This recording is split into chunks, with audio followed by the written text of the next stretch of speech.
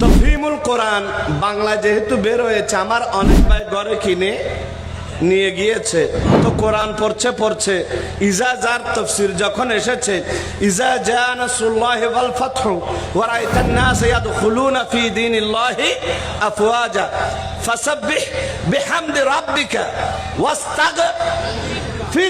এই ওয়াস্তাগফিরহু তাফসীরের মধ্যে আমি যে কথা বলেছি আজকে গিয়ে একটু খুলে দেখবেন।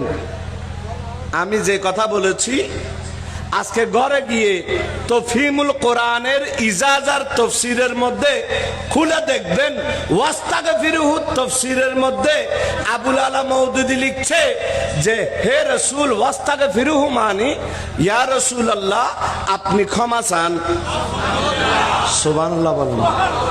আল্লাহ বলছেন হে রাসূল আপনি কি চান?